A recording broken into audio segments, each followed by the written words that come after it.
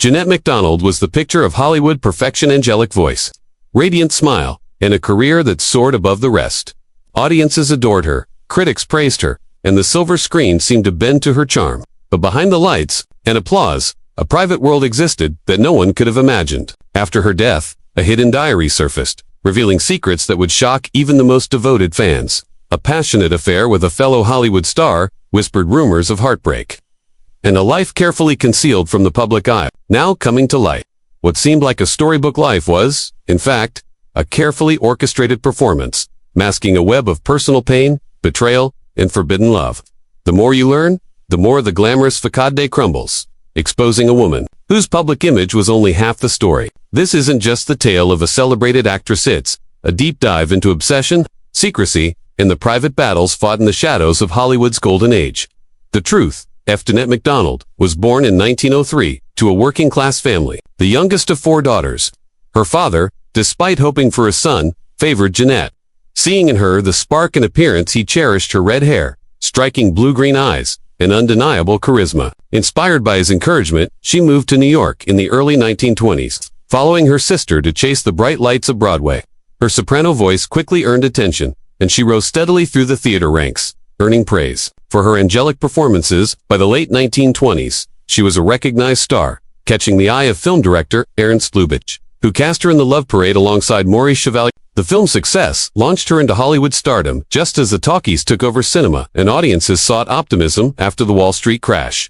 But behind the glamour, MacDonald faced serious health struggles, including heart issues and fainting spells, while navigating the pressures of fame. She also began a complex pay. By the mid-1930s, Jeanette MacDonald had firmly established herself as one of Hollywood's brightest stars. Her transition from Broadway to the silver screen was not merely successful, it was meteoric. With her angelic, soprano voice and natural charisma, she became a household name, and her films captured the hearts of audiences across the United States. But it was her pairing with baritone singer Nelson Eddy in Naughty Marietta in 1935 that truly defined her cinematic career. The on-screen chemistry between MacDonald and Eddy was undeniable, and the studio quickly recognized the potential for a series of films starring the pair. Over the next 8 years, they created a string of hits, including Rosemary, The Girl of the Golden West, and Sweethearts. Box office returns soared, and fans speculated endlessly about a possible off-screen romance between the two. Publicly, MacDonald and Eddy consistently denied any romantic involvement. Yet the intensity of their performances suggested a deeper connection that ought to be behind the cameras. However, the reality was far more complicated. Studio head Louis B. Mayer, infamous for controlling his stars, viewed the relationship between MacDonald and Eddy with suspicion and jealousy. He interfered in subtle but impactful ways, from instructing makeup artists to create unflattering looks to assigning the actors to projects that tested their endurance and patience. Mayer's relentless oversight created tension not only between MacDonald and Eddy but also within the broader studio environment. Despite these pressures, their partnership flourished professionally, though it placed a constant strain on MacDonald's personal life. She was married to actor Gene Raymond, a man who appeared outwardly stable but faced professional struggles and personal shortcomings that increasingly weighed on their household. MacDonald's marriage to Raymond was complex. Their wedding in 1937 was attended by close friends, but her husband's family often resisted her presence, leading to ongoing social friction. While she maintained the appearance of a happy union, the public could not see the private challenges. Fans sometimes mistook Raymond for Eddy at social events, adding an additional layer of emotional strain for MacDonald, complicating matters further.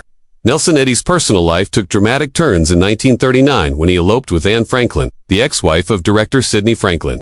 This event shocked Hollywood and disrupted MacDonald's carefully managed professional and personal balance. She withdrew temporarily from studio projects, refusing to renew her contract with MGM, the very company that had repeatedly paired her with Eddy.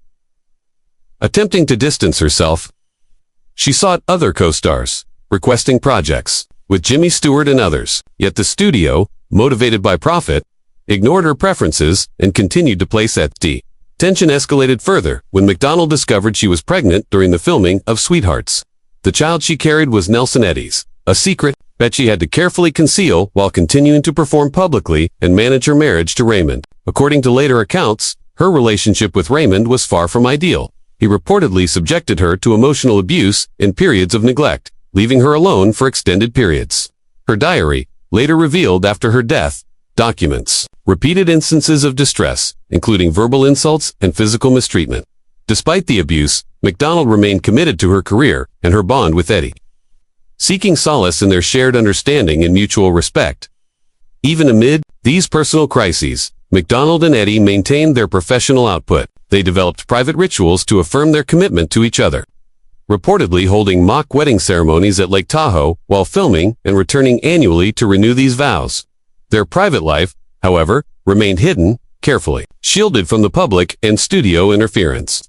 Every performance McDonald delivered carried the weight of secrecy, physical strain, and emotional complexity. She balanced the demands of a demanding studio, a high-profile but difficult marriage, and an intense concealed romantic relationship with a partner, whose presence in her life was both a source of comfort and public scandal.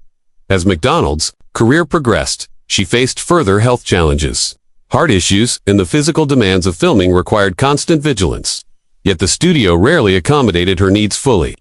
Still, she pushed forward, completing projects and maintaining a professional front that concealed the turmoil behind the cameras. Her ability to navigate this complicated landscape, balancing public perception, personal loyalty, and artistic excellence, reflected a resilience that few could match.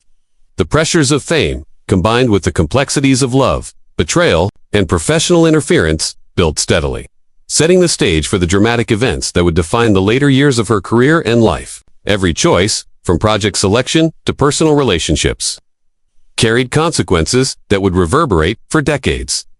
Through it all, Jeanette MacDonald remained a figure of perfection in public, while privately navigating heartbreak, secrecy, and a precarious balance between desire and duty.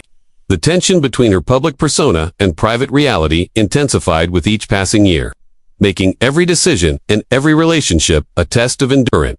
Audiences saw elegance and charm, but behind closed doors, MacDonald's life was defined by struggle, secrecy, and the relentless pressures of Hollywood. The stage was set for a series of events that would reveal truths far more shocking than the world had imagined, in the careful construction of her public image, would eventually clash violently with the realities she lived every day.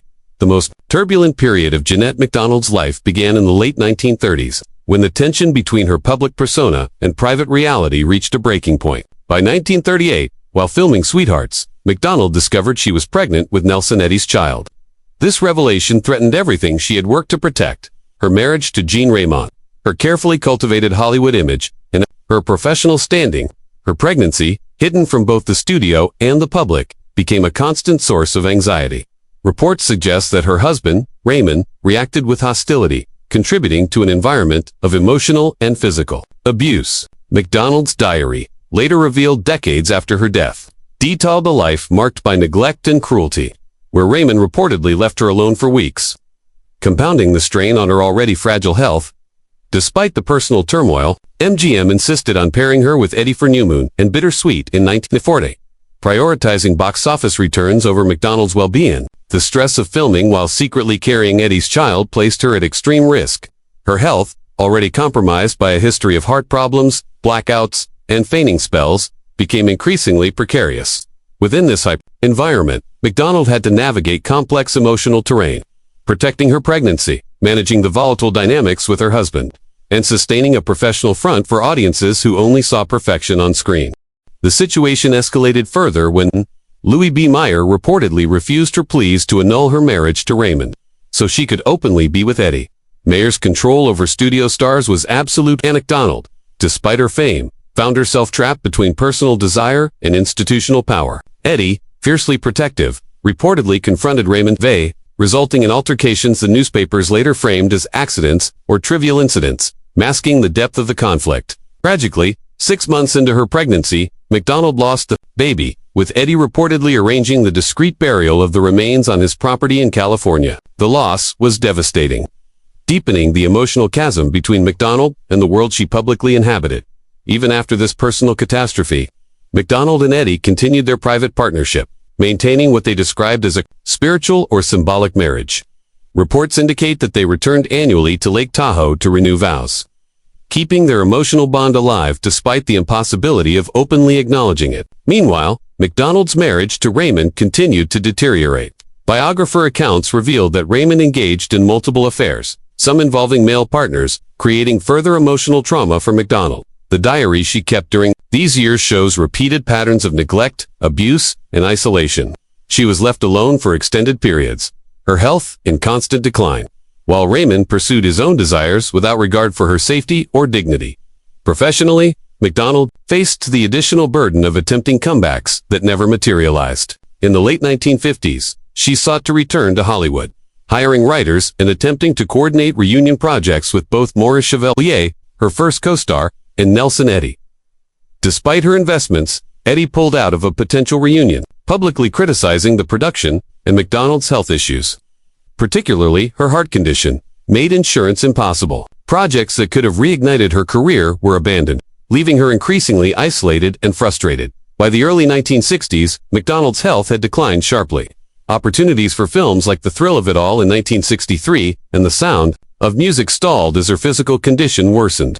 Yet publicly, she maintained the appearance of a devoted wife, famously telling Chevalier in 1957 that she had spent 20 years playing my best role by my husband's side. Behind this statement, however, lay decades of hidden pain, secrecy, and personal sacrifice. The contrast between the public image of contentment and the private reality of abuse, betrayal, and lost dreams created a tension that would define the final years of her life. Ultimately, the climax of MacDonald's personal and professional turmoil converged in the 1960s. Her health, long compromised, deteriorated rapidly, leaving her unable to pursue the career she loved. Her marriage remained fraught with neglect and abuse. Her secret relationship with Eddy had been relegated to private rituals and unfulfilled longings, and the child she lost haunted her in private memory. The golden veneer of Hollywood had cracked entirely, exposing the hidden struggles of a woman whose life, though celebrated, had been defined by sacrifice, secrecy, and relentless pressure. Every decision, from her professional commitments to personal relationships, had compounded, creating a crescendo of heartbreak and complexity that would culminate in her final years. The world saw the star, the angelic soprano, the Hollywood darling, but behind the scenes, the life she lived was one of profound conflict, loss, and unspoken truths, setting the stage for the revelations that would emerge only after her death. By the early 1960s, Jeanette MacDonald's health had become increasingly fragile. Decades of heart problems, stress, and emotional turmoil had taken a severe toll. Attempts to stage a Hollywood comeback were thwarted by illness, studio reluctance, and the complicated history with former stars. Even opportunities with major productions, such as The Thrill of It All and The Sound of Music, slipped away as her condition worsened. Publicly, she maintained the appearance of a devoted wife to Gene Raymond, though behind closed doors, her diary later revealed a life marked by neglect, abuse, and isolation. Raymond's repeated infidelities, including relationships with male partners, left MacDonald emotionally scarred, while the loss of her child with Nelson Eddy remained a private tragedy she carried for decades. In January 1965, her heart condition finally claimed her life at Houston Methodist Hospital. She passed away at just 61, with Raymond reportedly at her bedside. The public narrative presented a final image of devotion and love, with accounts of shared last words and tender moments in her final hours. Yet, even in death, the truth of her life remained largely hidden. It was only years later, when her personal diary surfaced at auction, that the full extent of her suffering, secret romance with Eddy, and the challenges she faced became widely known. Letters from Eddy confirmed their long-standing, deep connection, while entries in her diary detailed abuse, neglect, and heartbreak endured quietly throughout her life. Jeanette MacDonald's story is a testament to the contrast between public image and private reality in Hollywood's golden age. Her talent, charisma, and professional achievements were undeniable. But behind every smile and every note sung on stage and screen, there were struggles hidden from the world. She navigated love, betrayal, studio control, and health crises with resilience, yet her life also illustrates the personal cost of fame and secrecy. Today, MacDonald is remembered not only as a celebrated actress and singer, but also as a woman who endured immense private hardships while maintaining a flawless public persona, a reminder that the truths behind the silver screen are often far more complex than they appear.